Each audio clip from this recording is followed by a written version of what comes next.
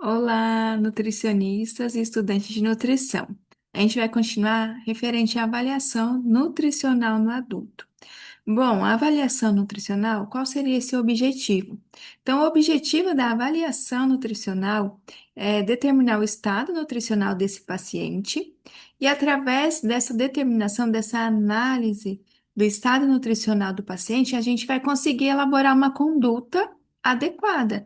Então, a gente vai verificar, por exemplo, o paciente precisa ganhar mais peso, o paciente precisa perder peso, o paciente está com risco de desnutrição, está desnutrido, a gente vai avaliar e elaborar estratégias para melhorar o estado nutricional desse paciente.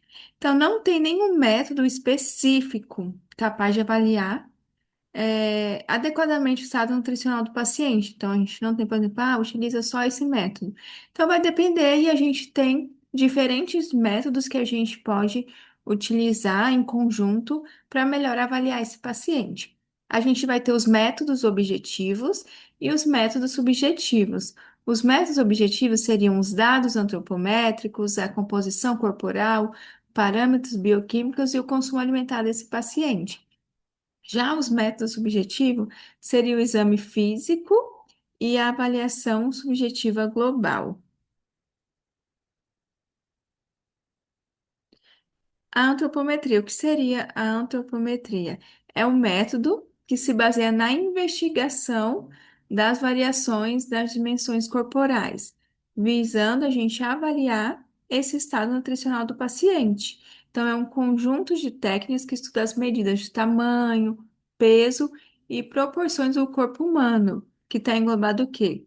Idade, gênero, peso corporal, altura, as dobras cutâneas, as circunferências e os perímetros corporais. O peso, o que seria o peso?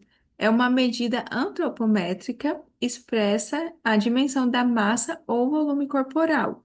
Ou seja, ele representa a soma de todos os compartimentos corpóreos. Então, a gente consegue, né, avaliar todos os compartimentos corpóreos através do peso. A gente vai ter o peso usual, o peso atual. O que seria o peso atual? A gente avaliou o paciente pesou agora. A gente pesou esse paciente. Então, esse é o peso atual do paciente.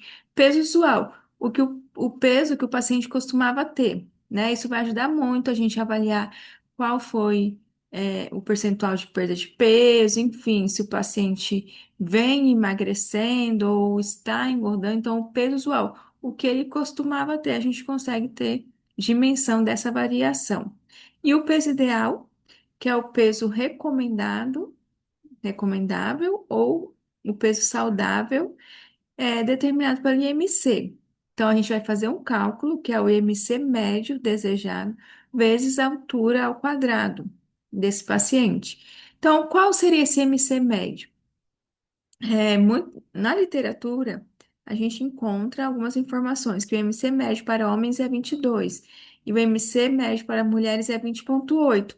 Mas aí a gente tem que utilizar o bom senso.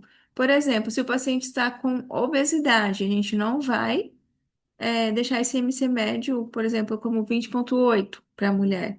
A gente vai deixar ele pelo menos em eutrofia, 24,9, enfim, para a gente ter um peso ideal mais real. Não adianta nada a gente calcular um peso ideal que não está de acordo com a idade do paciente, ou que seja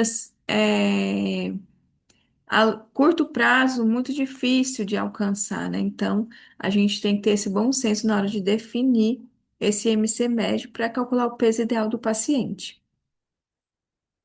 O peso ajustado é o peso corrigido é, para a determinação das necessidades de nutrientes quando a adequação do peso atual for maior, menor que 95% ou maior que 115%.